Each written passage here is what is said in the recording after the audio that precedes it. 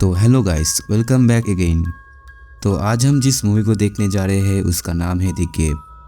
तो मूवी की शुरुआत में हम कुछ आर्कियोलॉजिस्ट की टीम को देखते हैं जो कि अपने सामान के साथ केव की तरफ बढ़ रहा था।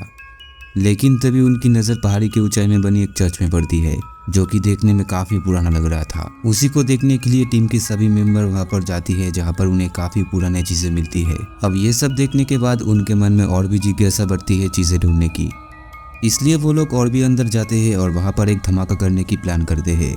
लेकिन इससे पहले वो बारूद फट जाता है और वहां पर एक झटका पैदा होता है और देखते ही देखते वो पूरा चर्च बह जाता है। अब सभी नीचे गिर जाती है लेकिन उन्हें ज्यादा चोट नहीं आती है, पर वहां पर उन्हें एक अजीब सी आवाज सुनाई देती है जो किसकी थी ये किसी को भी नहीं पता। फिर यहाँ से सीन चेंज होता है और 4 साल बाद हम देखते हैं कुछ आर्कियोलॉजिस्ट की टीम वहां पर जाने के लिए तैयारी कर रहे थे। पर जब ये टीम नीचे पहुंचता है तो उन्हें काफी गहरा पानी मिलता है जिसके अंदर जाने के लिए उन्हें ट्रेनर स्कूबा ड्राइवर की जरूरत था। अब इसे पूरा करने के लिए टीम का हेड डॉक्टर निक एक बेहतरीन स्कूबा ड्राइवर की टीम के साथ बात करता है और मोटी रकम देके उन्हें हायर करता है। फिर सभी स्कूबा ड्राइवर की टीम वहां पर जाने के लिए निकल पड़ते हैं। वही टेलर जो कि इस ड्राइवर टीम के मेंबर था वो डॉक्टर कैथरीन के साथ मिलकर उन्हें कुछ इक्विपमेंट्स दिखाती है जिसे देखने के बाद कैथरीन बहुत ही इम्प्रेस होता है। खैर अब रात में दोनों टीम के मेंबर आपस में प्लान को लेकर डिस्कस करते हैं जिसमें जैक अपने मेंबर को कहता है कि हम इस केव में 18 दिन तक रहेंगे और वहां मौजूद सारी चीजों को एक एक करके ऊपर भेजेंगे। तो इसलिए सबसे पहले हमारे सामानों को चेक कर लेना चाहिए ताकि कल कोई गड़बड़ ना हो। तभी वहां पर डॉक्टर निकोली आती है और उन्हें कुछ चीजें दिखाती है जो कि उस केव के अंदर से मिली थी, जिसमें कुछ एंटिक आर्ट्स भी है जिसे देखने के बाद ऐसा लग रहा है कुछ भयानक चीज वहां पर हो। इसके बाद वो उन्हें एक कहानी बताता है जो कि पास के टाउन में बहुत ही मशहूर है।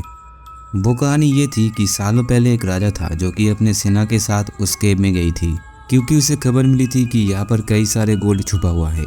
लेकिन जब वो अंदर गया तो वहाँ उसका सामना किसी अद्भुत चीज से हुआ जिसके बाद वो कभी ऊपर नहीं आ पाए। फिर अगले दिन हम सभी मेंबर को उस केव के अंदर जाते हुए देखते हैं जहाँ पर हम पहली बार उस केव के अंदर का सीन देख पाते हैं जो कि देखने में ज्यादा विशाल और भयानक थी। इसके बाद वो सबसे पहले अपना टीम मेंबर ब्रिक को पानी के अंदर जाने के लिए कहते हैं ताकि वो पहले जाकर ये देख सके कि वहाँ पर क्या चल रहा है। वो नीचे पहुँच जाता है जहाँ पर उसे पहले कुछ दिखाई नहीं देता है, लेकिन कुछ ही देर बाद उसे एक ड्राई जगह दिखती है। वहाँ पर रुककर वो अपने टीम के साथ बात करने लगता है। उसी टाइम उसके पास एक फिश आता है जिसके साथ वो खेलने लगता है। अब ये सब उसके टीम मेंबर भी देख रहे थे, जिसके बाद उसे और भी अंदर जाने के लिए कहते हैं। जब वो और अंदर जाता है तो उसे कुछ हलचल महसूस होता है। वो इस बारे में अपने टीम मेंबर्स को बताता है, लेकिन उसी समय उसके सामने कुछ आ जाता है जिसे देखकर वो चिल्लाने लगता है और उसका लाइन भी डिस्कनेक्ट हो जाता है। फिर जैक दूसरे ड्राइवर को नीचे भेजता है ताकि वो ब्रिक के बारे में पता लगा सके, लेकिन टेलर अपने भाई से कहता है कि सभी को नीचे जाना चाहिए, जिसके बाद वो उसकी बात मान लेता है और सभी पानी के अंदर चले जाते हैं। फिर कुछ देर बाद वो लोग उस जगह पर पहुंच जाते हैं जहाँ पर आखिरी बार ब्रिक के साथ बात हुई थी। वहाँ पर ब्रिक के सभी चीजें था लेकिन ब्रिक नहीं था। ऐसा लग रहा था वो अपने मर्जी से अपने सामान छोड़ के चला गया हो। वहाँ पर उन्हें पिछले आर्कियोलॉजिस्ट के सामान भी मिलते हैं जो कि अब सड़ चुके थे। इसके बाद एक टीम मेंबर को वहाँ पर एक मरा हुआ जीव दिखाई देता है जिसे देखकर वो बहुत ही डर जाता है और चिल्लाता है, और इस वजह से वहाँ पर जो भी जानवर था वो उस पर अटैक कर देता है। उसे पानी के अंदर ले जाता है जहाँ पर एक बड़ा सा जीव आके उसके टैंक के ऊपर हमला कर देता है जिससे कि उसका टैंक फट जाता है। और इस आवाज को सुन के टेलर फौरन उसके पास जाता है, लेकिन तब तक देर हो चुकी थी। वो जीव अपने साथ उस मेंबर को एक गुफा में लेके जा चुका था। अब टेलर अपनी टीम के पास आके इस बारे में बताता है, जिसे सुनने के बाद सभी हैरान हो जाते हैं क्योंकि ये केव बहुत ही गहराई में है और यहाँ पर किसी जीव का पालना बहुत ही मुश्किल है। इसके बाद सभी उस मेंबर को फिर से ढूंढने के लिए वहाँ पर जाते हैं, लेकिन उन्हें पता चलता है कि वो रास्ता बंद हो चुका है क्योंकि उस मेंबर की जब टैंक फटा था तो उसकी वजह से सारी पत्थर नीचे गिर गई थी। फिर सभी अपने वेस पर वापस आते हैं जहाँ पर जैक उन्हें बताता है कि हमारे पास सिर्फ 18 दिन के सामान है, उससे पहले ही हमको यहाँ से बाहर निकलना होगा, नहीं तो बहुत ही दिक्कत हो जाएगी। तो ब्रिक कहता है कि हम लोग यहाँ से नहीं जा सकते हैं क्योंकि यहाँ पर एक जानवर है जो कि सभी के ऊपर हमला कर रहे हैं। जैक उसे शांत रहने के लिए कहता है और वो डॉक्टर निकोला से पूछता है, लेकिन वो बहुत ही धीमी आवाज में कहता है कि आज तक उसने ऐसा पहले कभी नहीं देखा। जिसके बाद डॉक्टर निकोली मरे हुए जानवर को माइक्रोस्कोप पर देखता है। उधर जैक एक छोटे रास्ते से बाहर जाने की कोशिश कर रहा था, लेकिन तभी एक जीव आके उसके ऊपर हमला कर देता है। वो जैसे तैसे उससे बच के अपने टीम मेंबर के पास वापस लौटता है और अपने पीठ से एक पंजा निकलता है जो कि उस जीव का था। इसे कैथरीन अपने माइक्रोस्कोप से देखती है और उसे पता चलता है ये किसी किस्म का पैरासाइट है और इनका काम होता है मरे हुए चीजों को खाना। इनके अंदर सूंघने और सुनने की ताकत बहुत ही होती है, पर ये जीभ इतनी बड़ी कैसे हो गई ये किसी को भी नहीं पता चला। तभी डॉक्टर निकोली कहती है कि ये जीभ कई सौ सालों से यहाँ पर पल रहे होंगे, क्योंकि ये गुफा काफी पुराना है और इनके अलावा यहाँ पर कितने जीव है ये किसी को भी नहीं पता है। अब ये सुनने के बाद जैक कहता है कि हमें यहाँ से तुरंत चलना चाहिए, लेकिन क्लियर उसे रोकता है क्योंकि उसके शरीर में बहुत ही जख्म थे और उससे खून निकल रहा था। अब डॉक्टर उसे रुकने के लिए कहता है, लेकिन वो नहीं मानता है और सभी को लेकर दूसरा रास्ता ढूंढने के लिए निकल पड़ता है। अब सभी वहां से आगे बढ़ने लगता है, लेकिन इसी दौरान उनको पिछली वाली आर्कियोलॉजिस्ट की हड्डियां मिलती है जिसमें उसी जीभ के दांतों के निशान थे। इसके बाद जैक के बताए हुए रास्तों से सभी जा रहे थे, लेकिन यहाँ पर हम नोटिस करते हैं कि जैक के घाव और भी बढ़ रहे थे। उसके घाव के अंदर अजीब तरीके का इन्फेक्शन होने लगा था, पर इस बात पर ध्यान ना देते हुए सभी एक चट्टान से ऊपर चल रहे थे। पर टॉप यहाँ पर कहता है कि शायद हम गलत रास्ते से जा रहे हैं क्योंकि मुझे कोई पानी की आवाज नहीं आ रही। लेकिन जैक कहता है कि उसे पानी की आवाज सुनाई दे रहा है और कुछ देर बाद उन्हें पानी भी मिल जाता है। फिर जैक एक प्लेयर डाल के उस पानी की गहराई को चेक करने की कोशिश करता है और इसी दौरान उसके साथ एक टीम मेंबर की झगड़ा हो जाती है क्योंकि वो सभी चीजों को रिकॉर्ड कर रहा था।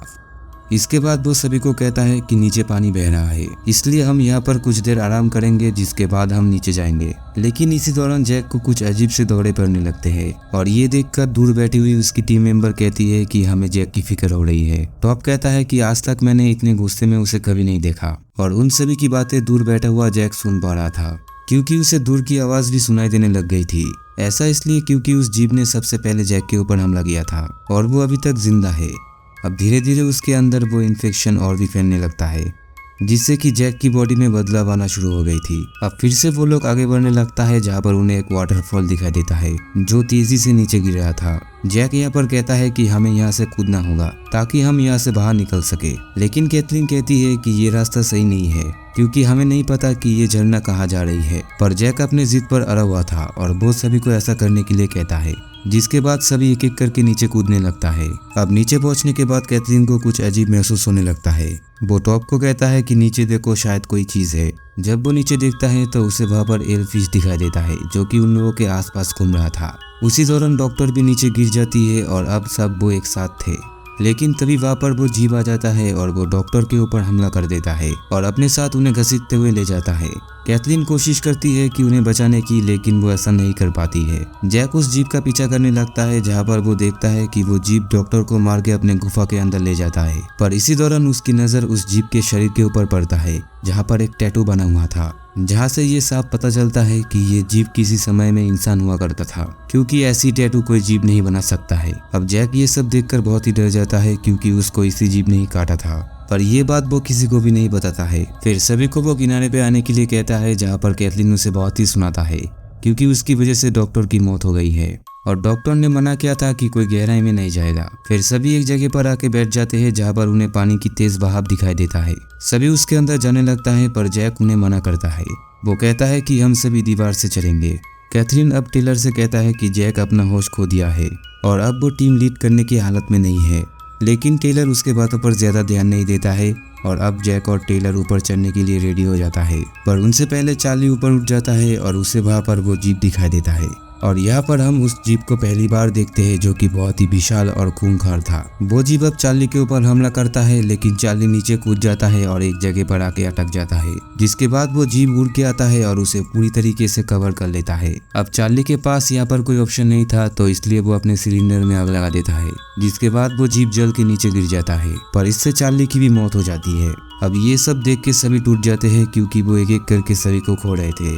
फिर जब जैक उसके बॉडी को उठाकर ले आता है तो ये देखकर सभी वहाँ पर गुस्सा हो जाते हैं, लेकिन यहाँ पर हम और भी एक चीज को नोटिस करते हैं कि जैक की बॉडी पूरी तरीके से ट्रांसफॉर्म होना शुरू हो गया था और ये चीज कैथरीन बहुत ही देर से नोटिस कर रही थी। कैथरीन यहाँ पर उसे कहता है कि तुम्हें लीड करना छोड़ देना चाहिए, पर ऐसा नहीं होता है। वो कहता है कि अगर तुम लोगों को जान बचानी है तो मेरे साथ चलना होगा। अब दोनों के बीच बहुत ही बहस हो जाती है, जिसकी वजह से टीम बिखर जाती है और दो ग्रुप में बढ़ जाती है। जैक अपनी टीम को एक ऐसी जगह पर ले जाता है जहाँ पर हजारों में कंकाल थे। ये वही जगह थी जहाँ पर राजा अपने सेनाओं के साथ यहाँ पर आई थी, लेकिन वो लोग इस जीप से नहीं जीत पाई थी, जिसके बाद कुछ लोग ने इस केव को बंद कर दिया था। इसके बाद वो लोग नोटिस करते हैं कि एक जगह से ठंडा पानी आ रहा है, यानी कि उसके अंदर से बाहर जाया जा सकता है। वो सभी को लेने के लिए जाने लगता है, लेकिन तभी उसको एक दौड़ा पड़ता है, जिसे देखकर टेलर कहता है कि तुम यहीं पर ही रुको, मैं उन्हें लेकर आता हूँ। उधर दूसरी तरफ कैथरीन और उसकी टीम एक जगह पर पहुंच गई थी, लेकिन तभी वो जीप ब्रिक के ऊपर हमला कर देता है, जिसे देखकर एलेक्स और कैथरीन वहां से भागने लगता है। इधर टेलर कैथरीन की टीम को ढूंढ रहा था, जहाँ पर उसे ब्रिक मिलता है, लेकिन तभी एक जीप उसे खींच लेता है। वो उसके पीछे पीछे जाता है, लेकिन तब तक देर हो चुकी थी। मरते टाइम कैथरीन की लोकेशन वो उसको बता देता है, जिसके बाद वो फौरन उन लोगों के पास पहुंचता है और उन दोनों को लेकर जैक के पास। जैक यहाँ पर उनसे कहता है कि तुम्हें पानी के रास्तों से बाहर जाना होगा, लेकिन वहाँ पर उनका सामना बहुत सारे जीवों से होता है। तभी कुछ सिलेंडर नीचे गिर जाता है, जिसकी वजह से वो जीप जाग जाता है और एलेक्स के पीछे पड़ जाता है। फिर यहाँ पर वो उसे भी मार डालता है। दूसरी तरफ बचे हुए सभी पानी के अंदर छुप जाते हैं ताकि वो जीव उन्हें ना देख सके, पर ऐसा होता नहीं है। वो जीव उन्हें ढूंढ लेता है। फिर जैक उस जीवों के साथ लड़ता है, क्योंकि उसके पास उन जीवों के जैसा कुछ पावर होता है। वो एक एक करके सभी को मार डालता है और वहां से जाने लगता है, पर यहाँ पर एक आखिरी जीव उस पर हमला कर देता है। वो एक टैंक जलाकर उस जीव के साथ कूद जाता है, जिसके बाद वो पूरी केव बहने लगता है। अब इधर बचे हुए लोग जो कि उसके बताए गए रास्तों से बाहर आ जाते हैं। कहानी फिर 1 साल बाद दिखाया जाता है, जहाँ पर टेलर और कैथरीन एक दूसरे से मिलते हैं।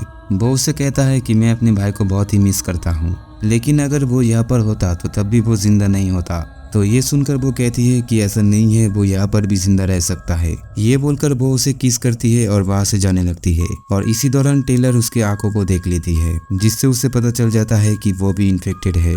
साथ में ये भी पता चलता है कि वो जीप केव के बाहर भी सर्वाइव कर सकता है, जैसे कि कैथरीन रह रही है।